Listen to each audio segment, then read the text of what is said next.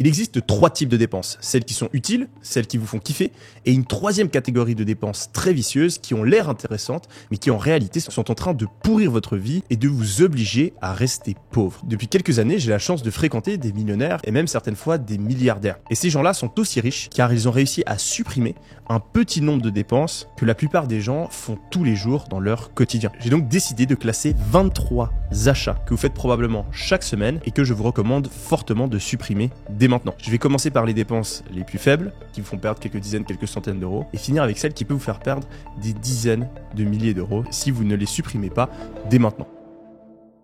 Première dépense, les abonnements aux journaux, papier ou sur internet. Ça va probablement énerver quelques personnes, parce que je sais que plein de gens, encore aujourd'hui, pensent faire une bonne action quand ils prennent le temps de lire le journal et s'informer en regardant les news. Je me souviens très bien quand j'étais en cours, voir mon prof de français ou de philo qui me disait que c'était important de lire le journal pour avoir une culture générale et savoir ce qui se passe dans le monde. Je sais que mes parents, quand je lisais le journal à la maison, eh bien, ils étaient super contents et ils se disaient que c'était bien mieux de faire ça que regarder la télé.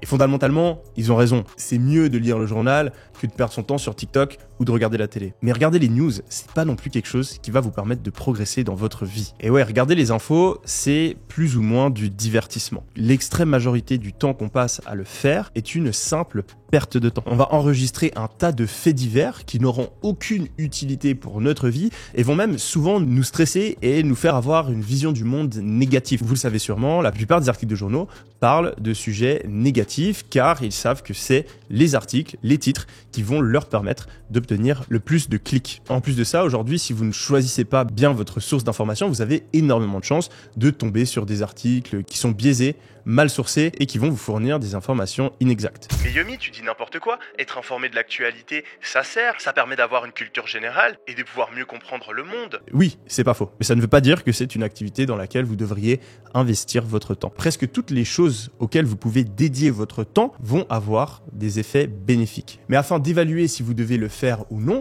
vous devez appliquer le concept de coût d'opportunité. Calculer le coût d'opportunité, ça revient à comparer une activité qu'on aimerait faire avec toutes les autres activités que l'on pourrait faire pour obtenir le même résultat. Et c'est uniquement si cette activité est meilleure que toutes les alternatives qu'il faut décider de la faire. Car en réalité, on peut justifier absolument toutes les actions en trouvant quelque chose de positif à l'intérieur. Je vais prendre un exemple extrême. Imaginons que vous hésitez à devenir accro à l'héroïne. Eh bien, vous pourriez vous dire que, au final, être accro à l'héroïne, c'est bien parce qu'au moins on apprend à faire des piqûres et que peut-être plus tard, eh bien, ça sera utile dans notre vie professionnelle. Vous pouvez aussi vous dire que vous allez probablement rencontrer de nouvelles personnes qui, elles aussi, ont ce hobby et que ça va vous permettre de vous relaxer. Toutes ces choses-là sont vraies, mais devenir accro à l'héroïne est bien évidemment une mauvaise idée car les désavantages sont plus grands que les inconvénients et que tout le temps que vous allez perdre avec ce hobby aurait pu être bien mieux utilisé en faisant d'autres activités. Eh bien, avec les news, c'est la même chose. Oui, vous allez développer une culture générale et un petit peu mieux comprendre le monde. Ça va vous servir dans quelques discussions et peut-être qu'une fois, vous allez prendre une meilleure décision business ou pour votre vie professionnelle avec les informations que vous avez engrangées. Mais ces avantages-là sont très minimes quand on les compare au temps total que vous allez passer à consommer ce genre d'articles. Si vous décidez de regarder les news ou de lire des articles de journaux parce que c'est un kiff et que vous voyez ça comme un divertissement, ce n'est pas trop grave. Mais je pense que c'est une énorme erreur de penser que c'est la meilleure activité pour être plus productif et atteindre vos objectifs. Et personnellement, je n'ai jamais rencontré quelqu'un qui a beaucoup de succès, qui n'a pas un travail directement relié avec l'actualité et qui passe plusieurs dizaines de minutes, plusieurs heures à regarder les news sur son téléphone ou en lisant le journal. Je vous recommande donc vivement, si vous avez l'habitude de le faire, d'arrêter au minimum pendant quelques mois et d'utiliser toutes les heures que vous économisez afin de faire quelque chose de plus productif. Deuxième dépense, avoir Tinder Gold. Alors que vous payez ou pas pour être sur les applications de rencontres, c'est probablement pas la meilleure utilisation de votre temps. C'est extrêmement addictif, extrêmement chronophage et ce n'est absolument pas la meilleure stratégie pour rencontrer quelqu'un de l'autre sexe. Je me souviens quand j'avais 19 ans, un de mes plus grands intérêts, c'était de rencontrer des filles. Et pour être honnête avec vous, j'avais un petit peu de peine. J'étais pas très à l'aise et la plupart des jolies filles n'étaient pas intéressées. Aujourd'hui, c'est complètement différent. Et c'est pas parce que j'ai passé des heures et des heures à envoyer des messages sur une application de rencontre, à payer pour avoir des boosts et à améliorer mes photos de profil. Non, au lieu de perdre mon temps sur ces applications, je me suis amélioré en tant que personne. J'ai fait du sport, j'ai développé des compétences, j'ai commencé à gagner plus d'argent et j'ai passé aussi pas mal de temps à parler et rencontrer des filles dans la vraie vie. Du coup, si vous êtes jeune vous n'avez pas encore beaucoup de succès avec les filles, prenez quelques années pour vous focaliser sur vous-même, devenir une meilleure personne et investissez votre argent dans vos connaissances, dans vos compétences, plutôt que de le donner à une application de rencontre. Troisième dépense, Netflix. Ce qui est vicieux avec Netflix, c'est qu'aujourd'hui, c'est assez accepté, je trouve, comme manière de passer son temps. J'ai l'impression que quand on dit qu'on a passé le week-end à regarder une série sur Netflix, il n'y a personne qui nous regarde bizarrement. Et contrairement à TikTok ou à la plupart des réseaux sociaux, quand on a fini un bon film sur Netflix ou une bonne série, on n'a pas vraiment cette impression de culpabilité où on se dit qu'on a perdu notre temps. Parce qu'en fait, on a une petite voix dans notre tête qui nous dit « Ouais, mais t'as fini une série, t'as fini quelque chose, t'as regardé un vrai bon film en entier. » Et je me souviens que même moi, à l'époque, je me disais « Ah ouais, c'est bien, j'ai regardé ce film-là, j'ai regardé les classiques et tout, je suis en train de développer une culture cinématographique, etc. » C'est vrai, concrètement, ça peut être intéressant d'avoir un petit peu de culture cinématographique, mais encore une fois, il faut vraiment considérer ça comme un hobby et entre guillemets comme une perte de temps. Est-ce que vraiment développer une culture cinématographique, c'est la chose la plus importante pour vous aujourd'hui? Est-ce que c'est pas plus intéressant de développer une culture par rapport à votre passion, d'améliorer vos connaissances en psychologie, en vente, en productivité, en marketing ou tout autre domaine qui va vous permettre d'avancer dans votre vie? Pas besoin de devenir un robot et on peut de temps en temps s'accorder quelques plaisirs. Mais il faut être conscient que ce n'est pas quelque chose de productif et qu'on le fait uniquement pour se faire plaisir. Et si vous êtes quelqu'un de vraiment sérieux, qui a envie d'améliorer son niveau de vie, couper Netflix et ce genre de distraction vous sera hautement bénéfique parce que tout le temps que vous allez récupérer, vous allez devoir l'utiliser pour faire quelque chose de plus productif. Alors ça peut être travailler, aller à la salle, ce genre de choses, mais ça peut aussi être regarder des podcasts qui parlent de business, de productivité, regarder des vidéos YouTube, écouter des livres audio ou même bêtement s'ennuyer. Car en réalité, s'ennuyer, ça a énormément de bénéfices. Ça permet d'avoir des idées, de se recentrer, de penser aux choses que notre cerveau n'a pas eu le temps d'assimiler, de processer. Et c'est pour ça que je pense que c'est une énorme erreur de passer tout son temps libre, tous ses week-ends, sur Netflix. Allez les amis, coupez cet abonnement. Quatrième dépense, acheter des aliments sucrés. Il y a quelques années, j'ai beaucoup étudié les régimes, quel type de nourriture il fallait manger, etc.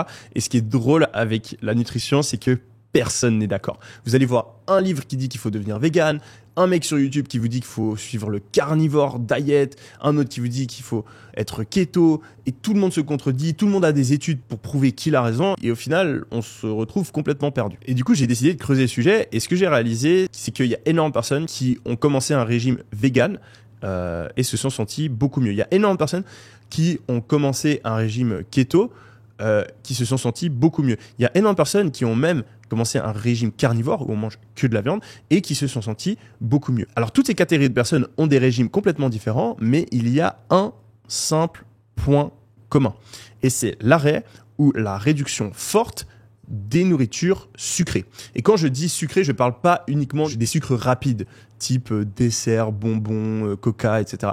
Je parle aussi des sucres lents qu'on trouve dans les céréales, dans le pain, dans les pâtes, le riz, etc. En fait, il y a quelques années, deux scientifiques, alors on ne sait pas s'ils étaient payés ou pas par des grandes entreprises alimentaires, mais en tout cas, ils ont produit des études qui disaient que la source de l'obésité et des problèmes de santé, c'était le gras.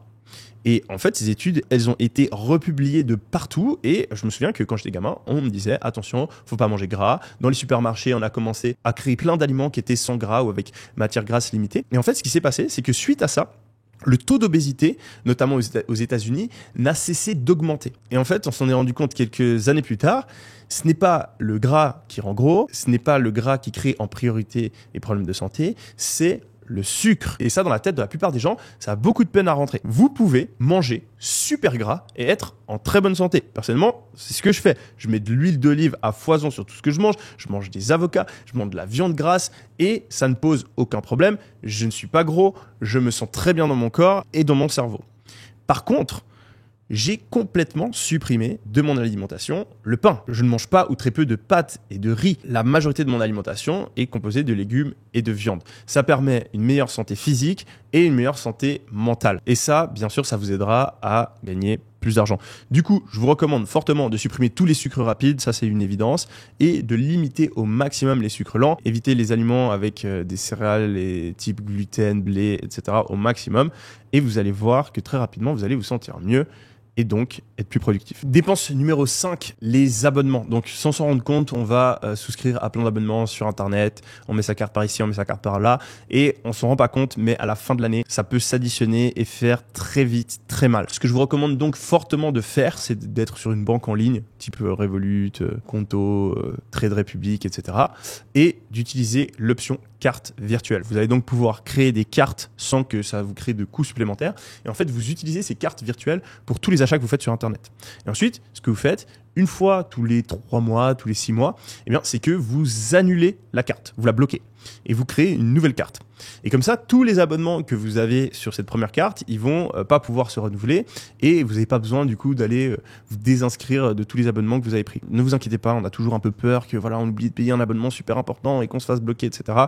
Je l'ai testé, j'ai plein de business, etc. Donc s'il y a bien une personne à qui ça pourrait causer des problèmes, c'est moi. Et en fait, vous allez vous rendre compte très rapidement que tous les abonnements que vous arrêtez de payer, en fait, vous faites bombarder d'emails de la part des logiciels, des sites sur lesquels vous avez mis votre carte. Et à ce moment-là, vous pouvez simplement remettre votre carte si c'est quelque chose de vraiment utile ou ignorer l'email si c'est une dépense que vous n'avez plus envie de continuer. Alors, on pourrait penser que c'est compliqué d'aller remettre sa carte, etc. Mais franchement, pas du tout. Ça va vous faire perdre maximum une dizaine de minutes et ça vous fera économiser des centaines d'euros sur l'année, si ce n'est plus. 6e achat à arrêter de faire, c'est d'offrir des cadeaux. Alors, je sais, c'est surprenant. Il faut absolument arrêter d'offrir des cadeaux chers si c'est important pour vous de vous constituer un capital pour demain. Quand j'étais plus jeune et que j'étais invité à un anniversaire, je me démerdais toujours pour trouver un cadeau peu cher qui fasse plus plaisir que les cadeaux chers que mes amis allaient offrir. Je vous donne un exemple. J'avais acheté des chaussures en forme d'ours qui étaient super confortables et super marrantes, qui avaient coûté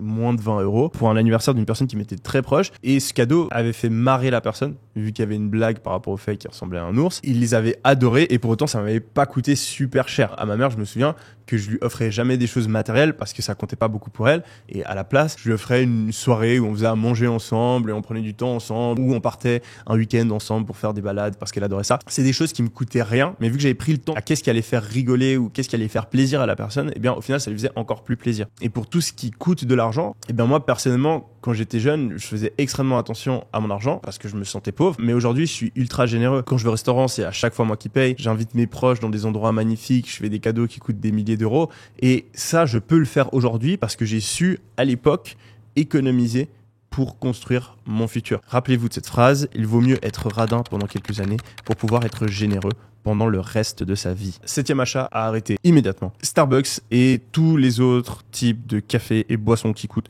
super cher. Un truc qu'il faut pas oublier, c'est que le café, c'est une drogue. Drogue parce que ça crée de l'addiction. C'est une molécule qui va créer des réactions chimiques dans votre cerveau, qui va vous aider à vous sentir mieux et donc créer un cycle d'accoutumance et d'addiction. Et ça, Starbucks l'a bien compris. C'est pour ça que c'est une entreprise qui fait des dizaines de milliards chaque année. Si vous commencez à prendre 1 fois, 2 fois par semaine un Starbucks, ça va très vite devenir une habitude qui va se répéter probablement tous les jours pendant plusieurs années et au final vous faire dépenser des milliers d'euros.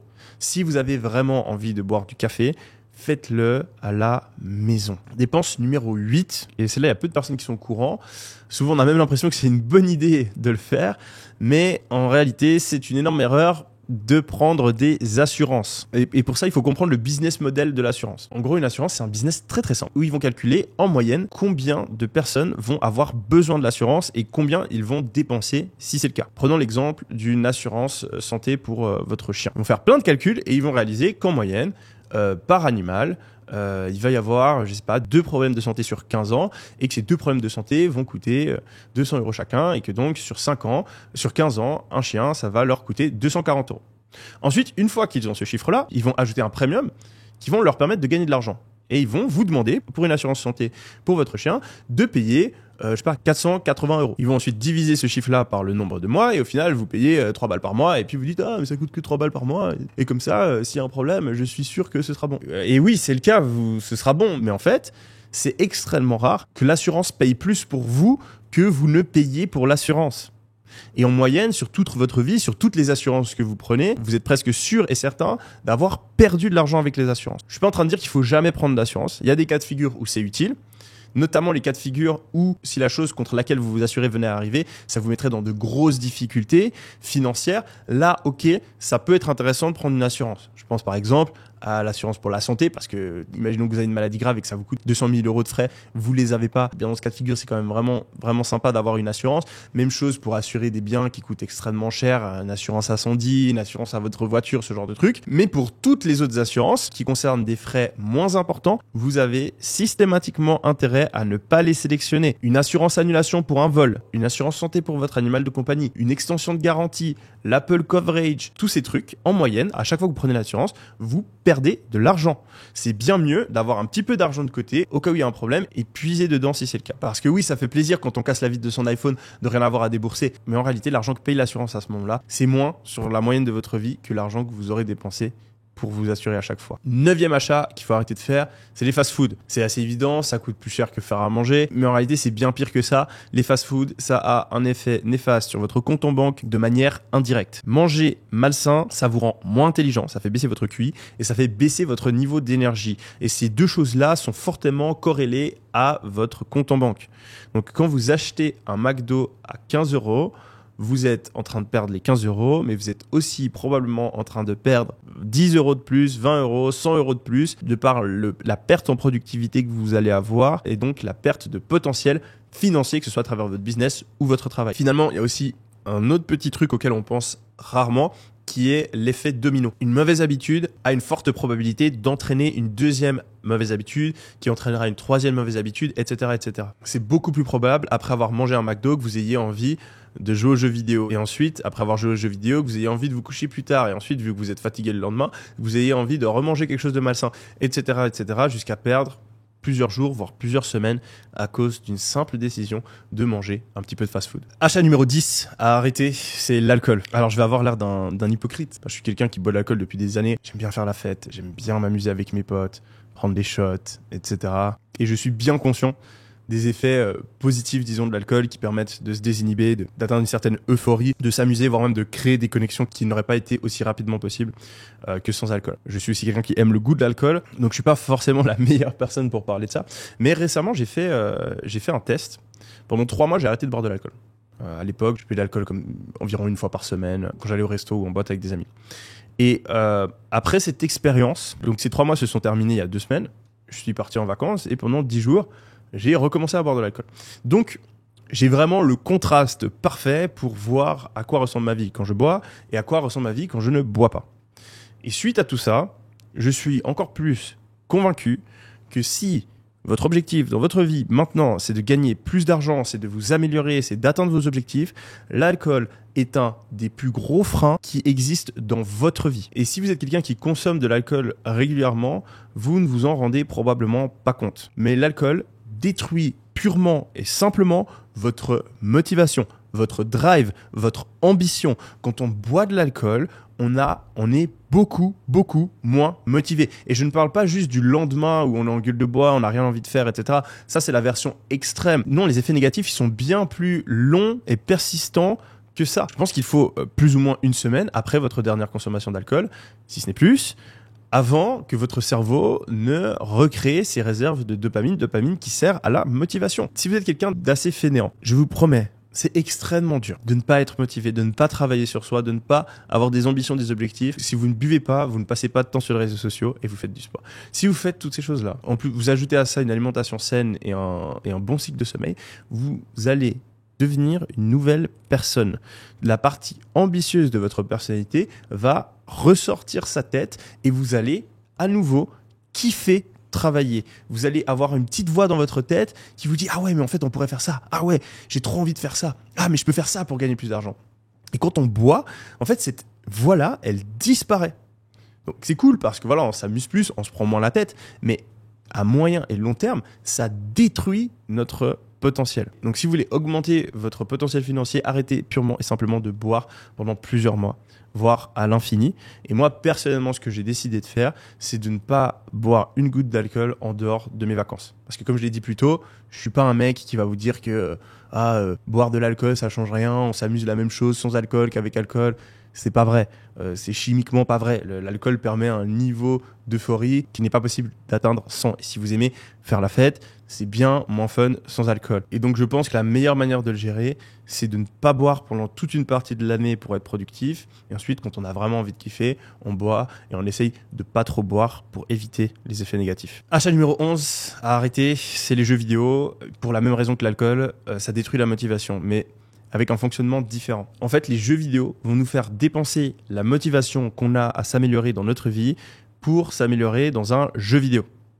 Vous pouvez le voir, dans la plupart des jeux vidéo, on a des mécanismes très similaires qui sont liés au domaine de la gamification. Donc la gamification, c'est de créer à l'aide de différents outils de la motivation pour faire certaines tâches. C'est pour ça que quand vous jouez à un jeu vidéo, par exemple, quand vous tuez quelqu'un, il y a des points qui se font additionner.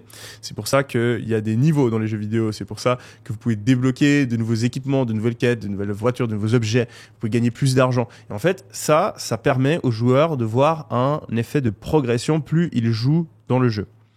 Et cet effet de progression, si vous l'étudiez un petit peu, il doit vous rappeler quelque chose d'autre. C'est le même effet de progression qu'il existe dans notre vie. Quand on commence un nouveau sport, on devient de plus en plus bon. Quand on se donne dans son travail, on gagne de plus en plus d'argent. On doit développer de nouvelles compétences. On change d'environnement. On a de nouveaux challenges, etc. Et c'est pas pour rien. C'est parce que notre cerveau est fait pour aimer ça. Il est fait pour aimer la progression. Il est fait pour aimer améliorer le personnage que l'on est dans notre propre vie. Et en fait, les développeurs de jeux vidéo, ils ont utilisé ce mécanisme de notre cerveau pour nous donner envie de jouer aux jeux vidéo. Mais ils ont été encore plus loin, ils ont optimisé le jeu vidéo pour carrément hacker notre cerveau. Et en fait, ils ont calculé qu'il était le parfait écart de difficulté et de récompense pour nous motiver au maximum. Dans la vie, pour obtenir une récompense, souvent, il faut travailler pendant longtemps. Et des fois, on ne sait pas vraiment si on a réussi ou pas. On sait même pas vraiment là où il faut qu'on s'améliore. Et en fait, tous ces doutes, ces questionnements, le temps qui passe, le fait que c'est dur, qu'on foire souvent, eh bien, ça rend le truc pas très addictif. Alors que dans le jeu vidéo, c'est l'inverse. Il y a tout qui arrive vite. Il y a pile la bonne dose de récompense avec les bons intervalles de temps. Et donc, notre cerveau gravite très rapidement vers les jeux vidéo au lieu de jouer aux jeux vidéo de la vie. Le problème avec ça, c'est que vu qu'on épuise toute notre motivation dans le jeu vidéo, il ne nous en reste pas plus pour le jeu vidéo de la vie. Et je peux vous assurer que si vous êtes un adepte de jeux vidéo, que si vous arrêtez les jeux vidéo et que vous utilisez la même hargne, la même concentration, mais pour améliorer votre propre vie, vous allez progresser. Et ce qui est bien, c'est que quand on progresse dans le jeu de la vie, eh bien les récompenses ne sont pas virtuelles, elles restent sur le long terme, elles permettent d'obtenir le succès, elle ne nous laisse pas avec un sentiment de culpabilité d'avoir perdu son temps, mais à l'inverse, elle nous laisse une énorme fierté d'avoir accompli des choses. 12e achat à arrêter de faire, donc immédiatement si ce n'est pas déjà fait, c'est la weed et toute autre drogue. On en a parlé avec l'alcool que je considère comme une drogue, mais là je vais aller un peu plus loin. J'ai une image qui vous permettra peut-être de mieux comprendre ce qui se passe dans votre cerveau quand vous consommez de la drogue. Assis dans un fauteuil avec 2 intraveineuses, une dans le bras gauche, une dans le bras droite. Dans le bras gauche, vous avez une intraveineuse de dopamine, qui est le neurotransmetteur de la motivation. Dans l'intraveineuse de droite, vous avez de la sérotonine, le neurotransmetteur du bonheur. Votre cerveau a calculé avec précision le nombre de gouttes qu'il fallait distribuer en fonction de la situation et de votre vie pour vous donner le bon niveau de motivation à accomplir les tâches que vous devez accomplir et le bon niveau de bonheur pour faire en sorte que votre vie soit agréable. Et là, imaginez-vous qu'il y a un docteur qui arrive avec une blouse blanche qui s'appelle Weed et il va venir derrière vous, il va prendre les 2 poches de dopamine et de sérotonine et il va appuyer dessus comme un bourrin. Et là, vous allez recevoir des dizaines et des dizaines de gouttes d'un coup. Il y a tout qui se vide dans votre corps et là, vous vous sentez extrêmement relaxé, extrêmement bien, vous avez plein d'énergie. C'est une des meilleures sensations que vous avez senties de votre vie. Problème, les réserves de dopamine et de sérotonine de votre semaine se sont fait épuisé. Il ne vous en reste presque plus. Et donc, le lendemain, vous allez être moins motivé. Le lendemain, vous allez vous sentir un petit peu plus anxieux. Vous allez vous sentir un petit peu moins heureux. Du coup, vous attendez quelques jours et après, vous dites « Ah, mais c'était quand même vraiment bien, là, cette drogue que j'ai prise. » En fait, vous lui demandez de revenir. Et blam, il presse de nouveau les 2 poches. Et vous vous ressentez de nouveau bien. Et les réserves sont encore plus épuisées. Du coup, vous vous sentez encore un peu plus stressé. Vous êtes encore moins motivé. Et du coup, vu que vous n'êtes pas bien, vous redemandez à la drogue de venir, etc., etc. Sauf qu'à chaque fois que la drogue serre les poches de dopamine et de sérotonine, eh bien, elles se re-remplissent un petit peu moins vite. Et chaque semaine, vous avez une réserve de dopamine et de sérotonine qui est de plus en plus petite. Et la vie devient de plus en plus dure. Et vous êtes de moins en moins motivé, etc., etc. Jusqu'à arriver à un moment où, même quand vous appelez le médecin, la drogue, pour vider vos poches, eh bien, il reste presque plus rien à l'intérieur. Et ça ne vous fait plus d'effet. Et vous êtes misérable. Ça, c'est le parcours que subit toute personne qui consomme de la drogue. Alors, plus il va consommer des drogues fortes et plus il va les consommer avec des intervalles de temps courts, plus ça va être horrible. Si vous êtes quelqu'un qui prenait de la drogue, je sais pas, une fois toutes les 2 semaines, ça va être moins hardcore. Mais l'effet est quand même là. Quand vous consommez de la drogue, vous êtes en train de sacrifier votre bonheur et votre motivation de demain. Tout le plaisir que vous ressentez n'est pas apporté par la drogue, il est apporté par vos réserves de plaisir de la semaine. C'est donc quelque chose qui a l'air cool sur le moment présent, mais au final, on finit toujours par en payer les conséquences sur notre bonheur, mais aussi et surtout sur notre motivation. Et dans un monde où on est en compétition avec des milliards de personnes, si vous êtes 10%, 20%, 30% moins motivé que les autres parce que vous consommez des stupéfiants, eh bien, vous n'avez aucune chance. Achat numéro 13, on reste sur une drogue, la cigarette. Alors la cigarette, c'est un impact qui est moins important sur la motivation. C'est un petit peu comme le café. La nicotine, il y a encore des études qui se contredisent dessus, mais ça tend même à être plutôt quelque chose de positif pour le fonctionnement du cerveau. Le problème de la cigarette, c'est bien sûr que ça détruit la santé et que ça coûte extrêmement cher. Donc si votre but est de gagner plus d'argent, c'est un des trucs les plus importants d'arrêter. Et si vous aimez vraiment la nicotine, eh bien vous pouvez prendre des chewing-gums à la nicotine, voire même des zines, des snus là qu'on met sous le palais, qui sont en train de devenir de plus en plus populaires, qui font des états similaires sans pour autant détruire votre santé. Mais le mieux, franchement, ce serait d'arrêter tout simplement, car vous allez économiser beaucoup d'argent, des centaines d'euros par an minimum, très rapidement, en plus d'améliorer votre santé. Achat numéro 14 à arrêter, les achats impulsifs. Petite règle simple que vous pouvez mettre en place, toujours attendre 24 heures entre le moment où vous avez envie d'acheter quelque chose et le moment où vous l'achetez. Sans exception, même si c'est un truc que vous voyez au supermarché et que ce serait plus pratique de l'acheter maintenant, etc. On est des animaux émotionnels et quand on ressent un désir d'achat, eh bien, on est plus rationnel. Donc, on va prendre des décisions qui ne sont pas les bonnes décisions sous le coup de l'émotion, tout comme quand on est énervé, on a envie de péter son téléphone. Eh bien, quand on ressent une impulsion d'achat, on a envie d'acheter un truc et soit pas raisonnable à cause de son prix, soit n'est pas vraiment utile, soit ne va pas en valoir la peine sur le long terme. Achat numéro 15, une copine ou un copain qui nous coûte trop cher. C'est une des plus grosses dépenses chez les jeunes aujourd'hui, c'est son conjoint. On va au resto, on achète des habits, on fait des cadeaux, on part en voyage, etc. La réalité, c'est que beaucoup de personnes se sentent obligées de dépenser une grosse partie de leur argent pour leur copine ou leur copain. Je parlais à un mec, justement, qui me disait qu'il dépensait énormément d'argent pour sa copine. Et il me disait, ouais, mais si je lui montre pas que je l'aime avec mon argent, elle va me quitter. Et si vous pensez comme ça, il y a plusieurs questions qu'il faut vous poser. Premièrement, est-ce que vraiment la personne va vous quitter ? Parce que si une personne est vraiment amoureuse de vous, en général, même avec un mode de vie plus simple, même en allant moins au resto, même en partant moins en vacances, elle va rester. Deuxième question, est-ce que si vraiment elle reste avec vous parce que vous dépensez de l'argent, est-ce que c'est la bonne personne ? Est-ce que vous avez vraiment envie d'être avec une personne qui est avec vous en partie parce que vous lui offrez des trucs ? Il existe plein d'autres manières de montrer son amour, le temps passé, les attentions, les services rendus, etc. Mais c'est important, si vous faites ce changement, d'avoir une discussion et de faire comprendre à la personne pourquoi vous dépensez moins d'argent pour elle. Parce qu'on dit souvent que les meufs qui kiffent, qu'on leur fasse des cadeaux, etc., c'est des michetots, mais pas forcément. C'est pas faux. Je pense, de voir un cadeau comme une preuve d'amour. En général, si quelqu'un est prêt à dépenser beaucoup d'argent pour faire plaisir à quelqu'un d'autre, c'est qu'il ressent quelque chose pour cette personne. Donc, il ne faut pas le voir forcément comme quelque chose de négatif. C'est pour ça que je pense qu'il est primordial d'avoir une discussion et de dire à votre copine ou à votre copain, voilà, moi j'ai ces objectifs financiers, j'ai besoin d'avoir cet argent de côté, j'ai besoin d'investir en moi-même, je préfère investir l'argent pour pouvoir développer mon futur. Et du coup, je vais moins pouvoir dépenser pour faire des trucs avec toi.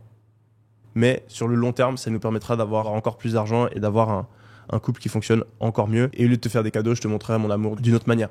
Et si malgré ce discours, la personne n'est pas contente, faut passer à la suivante. Et bon débarras. Dépense numéro 16, les habits de marque. C'est vraiment un truc que je trouve choquant personnellement. Le fait que des personnes qui gagnent genre 5 000, 10 000 euros par mois dépensent 500 euros dans un t-shirt Louis Vuitton ou Dior. C'est dingue, c'est fou.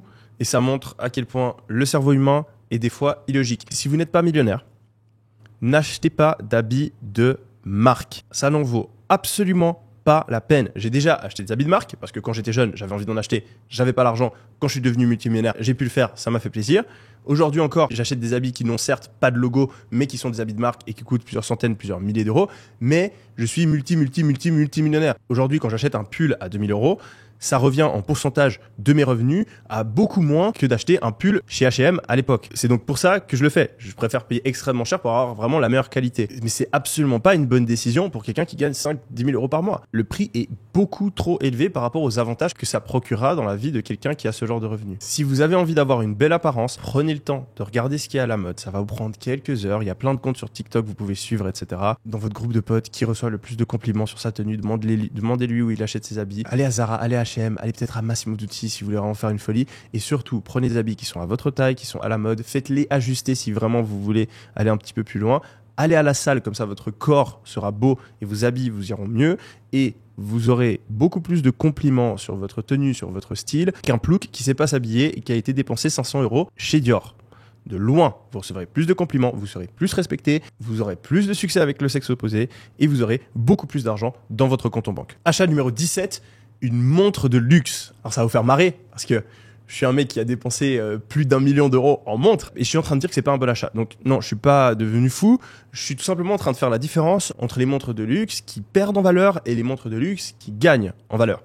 Quand on commence à gagner de l'argent, on a souvent envie de s'acheter une belle montre. On a envie de s'acheter sa première Rolex ou sa première Audemars Piguet. Et en fait, on va aller dans un magasin de montres et on va voir qu'en fait, c'est très cher. Genre, ça coûte 20, 30 000, 40 000 euros. Et on va trouver un modèle qui, au final, coûte 11 000 euros. On se dit que, ah oui, c'est moins cher, mais c'est une Rolex après tout. Et du coup, on dépense les 11 000 euros. Problème, la montre qu'on a achetée à 11 000 euros ne gagne pas en valeur, car c'est un modèle qui est produit en grande quantité, qui n'est pas une montre de collection. Et donc, après quelques années, la montre a perdu plusieurs milliers d'euros de valeur. Pourquoi est-ce que je dis ça? Parce que c'est exactement ce que j'ai fait. J'ai acheté une Rolex Datejust qui a perdu 2-3 000 euros de valeur depuis que je l'ai acheté. Ça, je l'ai fait parce que j'avais pas compris la différence entre les montres qui perdent en valeur et les montres qui gagnent en valeur. Ce que je vous recommande de faire, c'est de passer peut-être 1-2 ans de plus sans montre au poignet, prendre votre mal en patience et économiser jusqu'au moment où vous pouvez acheter une montre de collection. Profitez-en aussi pour vous mettre déjà en liste d'attente, car en général, ce genre de montres, vous pouvez pas les obtenir comme ça.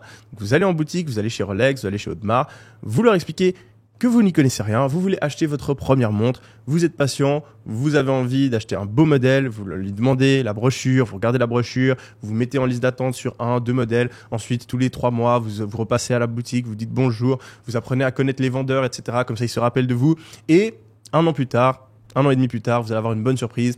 Ils vont vous permettre d'acheter votre première montre. Vous allez acheter cette première montre en boutique, très important, pas sur le marché secondaire, pas sur Internet, pas chez un revendeur. Vous l'achetez auprès de la marque. Comme ça, vous allez créer un profil client chez cette marque. Vous allez avoir une montre de collection. Vous allez pouvoir la porter 3 ans plus tard. Elle vaudra toujours autant, voire plus.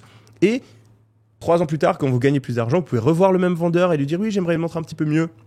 Et il va vous sortir une montre un petit peu plus chère et vous allez commencer à gagner de l'argent avec les montres. Vous allez acheter une montre à 20 000 qui en vaut 30 et vous allez comprendre qu'en fait, acheter des montres, c'est pas une dépense, c'est un investissement. Mais si et seulement si vous êtes patient et vous achetez les bonnes montres. Dépense numéro 18, les paris sportifs. Il y a quelques mois, j'étais dans la rue, je demandais à des jeunes de me pitcher leur business. Et je donnais un petit peu d'argent pour récompenser ceux qui arrivaient à faire un bon pitch. Et en fait, je tombe sur un mec de 18 ans qui me dit ouais, je sais pas trop quel business pitcher, machin. Ah ouais, vas-y, je peux pitcher mon business de paris sportifs. Je vais gagner de l'argent en faisant des paris sportifs. Et là, j'ai réalisé qu'il y avait encore une grande partie de la population qui pensait que faire des paris sportifs, c'était un business ou quelque chose qui pouvait permettre de gagner de l'argent. Ce n'est absolument pas le cas.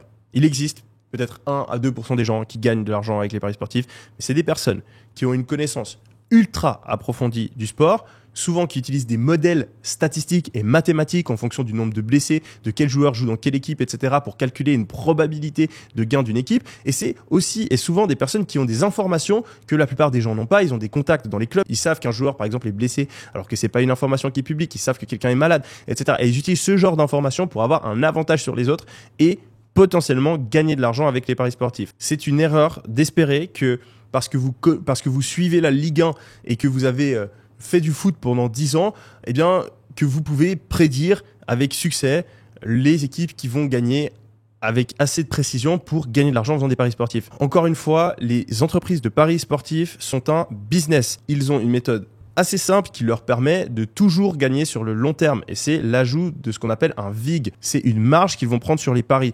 Quand, par exemple, vous avez une équipe qui a une chance sur deux de gagner, si vous misez 100 euros sur cette équipe, quand vous perdez la totalité, vous perdez 100 euros. Mais quand vous gagnez pas 100 euros, vous gagnez 90 euros. Et les 10 euros de différence, sur le long terme, ils finissent par garantir que c'est toujours le site qui gagne de l'argent et vous qui en perdez. Et le problème, c'est que la plupart des gens qui font des paris sportifs, ils se rappellent beaucoup plus de leur victoire que de leur défaite. Et du coup, dans leur tête, vu qu'ils font jamais vraiment les calculs, ils ont l'impression qu'ils gagnent de l'argent ou qu'ils ont juste perdu un petit peu d'argent, alors que sur le long terme, ils en perdent énormément. Je n'ai jamais rencontré un millionnaire qui gagne de l'argent avec les paris sportifs et je vous recommande de ne pas essayer de devenir le premier. Dépense numéro 19, la voiture. La voiture, c'est un emblème, c'est un signe, un symbole de succès. On a tous rêvé quand on était gamin et qu'on regardait Fast and Furious d'avoir une belle voiture. On a toujours pensé que c'était ce qu'il fallait pour trouver une copine, que c'est ce qui allait nous permettre d'être respectés par nos collègues de travail. Et c'est toutes ces choses-là qui font que dépenser trop dans une voiture, c'est une des erreurs les plus courantes qui empêchent les gens de devenir riches. Une voiture, ça déprécie extrêmement vite et fondamentalement, ça n'apporte pas énormément. Même si vous êtes le plus grand passionné de voiture, votre voiture, vous allez la kiffer pendant 3 mois. Au bout des 3 mois, vous allez vous habituer au tableau de bord, vous allez vous habituer au moteur, vous allez vous habituer à la voiture. Ça vous fera peut-être toujours un peu plaisir de la conduire, mais pas assez pour justifier les milliers d'euros que vous avez dépensés dedans. Avant d'être millionnaire, avant d'être multimillionnaire, ne soyez pas impatient. Prenez une voiture qui correspond à votre salaire, à votre revenu. Ne vous ruinez pas avec un leasing. Encore mieux, si vous pouvez prendre les transports en commun, privilégiez cette option. Acheter une BMW, ça ne changera pas votre vie. Par contre, avoir les ressources financières pour atteindre ses objectifs, ça peut vous permettre d'acheter plusieurs Ferrari par la suite. Achat numéro 20, le gambling. Aller au casino, parier, les jeux d'argent sont extrêmement dangereux. J'étais avec mon banquier il y a 1 mois, qui est banquier dans une des meilleures banques privées au monde, et qui gère des clients extrêmement fortunés, des milliardaires, des champions du monde de boxe, etc. Je peux pas citer les noms, mais des personnes que vous connaissez. Et du coup, je lui demandais, parce qu'on était en train de regarder comment je pouvais gérer mon argent pour le faire fructifier et aussi le préserver sur le long terme, et je lui demandais, est-ce que tu as déjà vu des multimillionnaires, des gens qui pesaient 10, 20, 100 millions, perdre tout leur argent? Et si oui, comment? Et il a réfléchi un long moment, il me regarde et il dit, j'ai jamais vu quelqu'un qui a plus de 10 millions de redevenir pauvre en dehors des gens qui ont perdu leur argent avec les jeux d'argent. C'était la seule manière pour des gens extrêmement riches de redevenir pauvres. Et c'est donc une très très très très bonne manière de rester pauvre. Arrêtez immédiatement de jouer aux jeux d'argent. Il existe un seul et unique jeu d'argent qui vaut la peine d'être joué et c'est celui du business parce qu'il va vous permettre d'apprendre et que sur le long terme, vous n'allez pas tout perdre, mais tout gagner. Dépense numéro 21 à arrêter absolument, c'est les intérêts. On ne s'en rend pas compte, c'est une des dépenses les plus vicieuses et c'est probablement celle qui fait perdre le plus d'argent aux pauvres, le fait d'être endetté. Alors encore, si c'est un emprunt immobilier, ça va, mais tout ce qui est carte de crédit, prêt à la consommation, ça ne se voit pas, ça ne se sent pas, mais c'est des dizaines d'euros qui s'accumulent mois après mois. Il y a un effet boule de neige qui fait que quand on est endetté, on galère à se sortir de la dette, et donc chaque mois on paye de plus en plus d'intérêts, on arrive de moins en moins à rembourser, et sur le long terme, on peut perdre des sommes colossales. Si vous êtes endetté aujourd'hui, votre seule et ultime priorité doit être de rembourser ces frais-là. Achat numéro 22, aller dans une université peu reconnu. Alors à chaque fois ça énerve plein de gens quand je critique l'université, mais je pense être bien placé pour le faire. J'ai eu un excellent parcours universitaire, j'ai fini top 3 de mon université en Suisse, j'ai réussi à obtenir un échange à Harvard et au MIT, j'ai même fait assistant à l'université et j'ai ensuite lancé mon propre business et fait des dizaines de millions. Quand on parle d'université et de business, j'ai une expérience toute particulière. Et si aujourd'hui j'ai un avis plutôt négatif là-dessus, c'est pas parce que ça me fait plaisir. J'aurais bien aimé que mon diplôme me serve, mais la triste réalité c'est qu'il m'a absolument pas servi. Donc ce qui est important par rapport au choix d'aller dans une université, c'est de réfléchir logiquement. Pas aller à l'université uniquement parce que ah oui, c'est ce que tout le monde fait, ah oui, c'est ce que tout le monde recommande, ah mes parents ils se sentent mieux si je vais à l'université. Donc, je suis pas en train de dire que l'université c'est mal dans tous les cas de figure, mais il y a des cas de figure où c'est pas la meilleure option. Premièrement, il faut se poser la question à quoi sert l'université? Et à ça, la plupart des gens répondent apprendre. Mais c'est la plupart du temps pas le cas. Aller à l'université, ça sert souvent pas à apprendre des choses, c'est même très inefficace pour apprendre des choses, et c'est là où beaucoup de personnes se trompent. Alors oui, pour certains métiers, On doit aller à l'université, c'est obligatoire et on y apprend des choses qui vont fortement être utiles pour notre travail. Je pense par exemple médecin, avocat, etc. Mais il existe plein d'autres domaines où ce n'est pas le cas. Par exemple, les études que j'ai faites, les autres études commerciales, on y va pour devenir un meilleur entrepreneur ou un meilleur manager, un meilleur directeur commercial, ce genre de choses. Eh bien, dans ce genre d'études, ce qu'on apprend à l'université est presque jamais utilisé dans le monde du travail et on l'a oublié au moment où on rentre en fonction. Alors oui, on a quelques notions qu'on va réutiliser dans notre travail plus tard, mais ces notions-là, on aurait très bien pu les apprendre sur le tas ou en regardant une vidéo ou en se formant avec des cours en ligne, une vidéo sur YouTube, un livre, et on aurait été beaucoup plus efficace.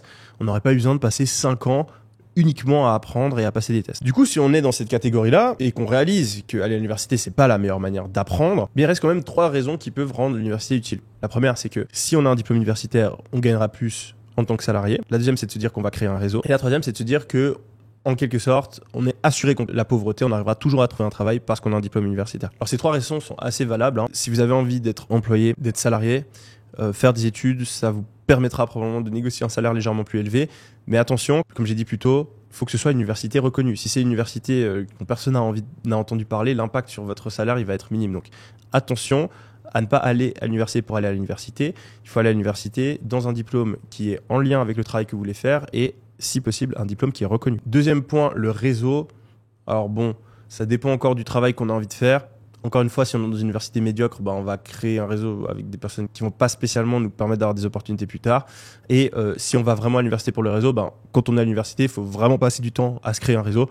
Ce qui n'est pas le cas pour l'extrême majorité des étudiants qui vont à l'université et traînent toujours avec les 4 mêmes potes qu'ils auraient très bien pu rencontrer dans un événement networking sans passer 3 ans de leur vie et dépenser plus de 10 000 euros. Finalement, s'assurer contre la pauvreté, encore une fois, avec une université peu reconnue, il n'y a pas une énorme différence entre les métiers auxquels vous allez pouvoir prétendre avec ou sans et l'expérience. Le fait d'avoir travaillé, d'avoir développé des soft skills et la détermination seront de bien plus grands indicateurs du fait que vous allez réussir à trouver un travail ou non. Du coup, ce que je vous recommande de faire, c'est soit d'aller à l'université parce que vous avez un emploi qui nécessite d'aller à l'université, soit d'aller à l'université, mais de choisir une université qui en vaut la peine, soit au minimum de remettre en question le fait d'aller à l'université et réfléchir si c'est réellement la meilleure option pour vos objectifs. Parce que la réalité, aujourd'hui, c'est que la plupart des gens vont à l'université sans jamais se poser la question, est-ce que j'ai vraiment envie de faire le travail que cette université me permet de faire? Est-ce que cette université va vraiment procurer un changement majeur à ma vie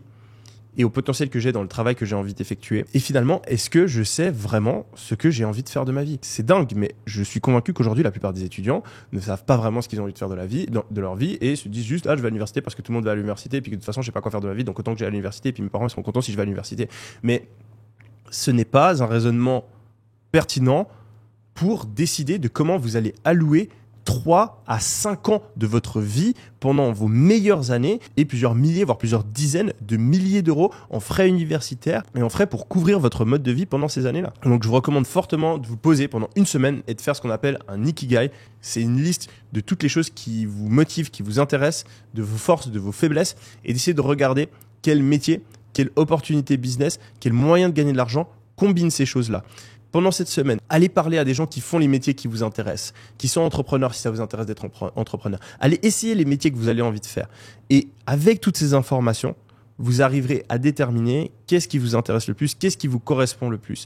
Regardez aussi le niveau de richesse que vous voulez obtenir. Regardez le niveau d'effort que vous êtes prêt à mettre pour atteindre ces objectifs. Et en fonction de toutes ces données-là, trouvez le meilleur objectif pour vous. Et soyez ambitieux, prenez des risques parce que vous êtes jeune. Et si vous foirez, c'est pas grave, vous allez apprendre et vous aurez d'autres opportunités derrière. Peut-être qu'aller à l'université, c'est une bonne option, mais ne le faites pas par défaut. Et posez-vous la question, si vous avez prévu de faire ces études ou ces études-là, est-ce que vraiment ça va vous permettre d'atteindre la vie que vous voulez obtenir? Si c'est pas le cas, il faut peut-être travailler un peu plus pour aller dans une meilleure université qui vous fournira vraiment un avantage ou sauter l'étape de l'université, en tout cas pendant 1-2 ans, afin d'évaluer d'autres options. Et puis, vous pourrez toujours, au pire, aller à l'université plus tard. 23e achat à supprimer, l'achat d'une maison principale. Celui-là, il surprend aussi beaucoup, mais dépenser beaucoup d'argent pour une maison principale, c'est souvent une grosse erreur. On a l'impression que c'est bien parce que ça nous permet d'économiser les loyers, mais c'est souvent pas la meilleure option. Encore une fois, à cause du fameux concept de coût d'opportunité. La plupart des gens vont se poser et vont faire ce calcul simple. J'ai 200 000 euros d'apport, je vais emprunter 800 000 euros à la banque et je vais donc acheter une maison à 1 million d'euros. Avec cette maison à 1 million d'euros, je vais devoir payer 2000 euros pour rembourser mon crédit. Et 2000 euros, c'est moins que le loyer actuel que je paye de 3000 euros. Donc en fait, en achetant ma maison, je gagne 1000 euros par mois. Wouhou! Quel investissement intelligent, c'est la meilleure manière d'utiliser mon argent et ils achètent la maison. Mais ils n'ont pas fait le calcul supplémentaire qu'il faut et qui est nécessaire pour voir le coût d'opportunité.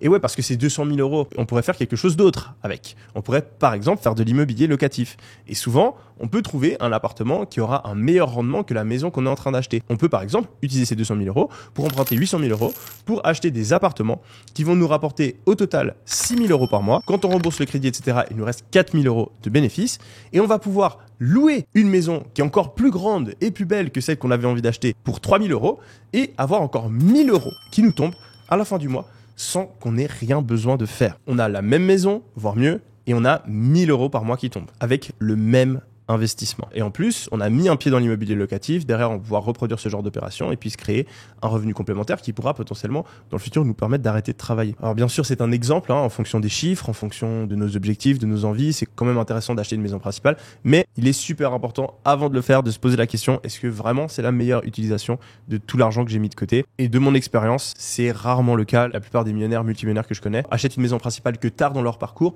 et le font plus par confort que parce qu'ils pensent que c'est la meilleure utilisation de leur argent. C'est personnellement ce que j'ai fait. J'ai dépensé beaucoup d'argent pour m'acheter ma propre maison, mais c'est parce que j'avais envie de pouvoir faire énormément de travaux, modifier mon chez-moi et qu'en plus je suis tombé sur une superbe opération. Récemment, je me suis posé et j'ai décidé de résumer en 59 minutes 10 ans d'expérience dans le business et toutes les choses qui m'ont permis de faire des millions aujourd'hui, tous les ans. Je vous laisse avec cette vidéo en annotation si ça vous intéresse et on se retrouve très prochainement. C'était Yomi. Allez, bye.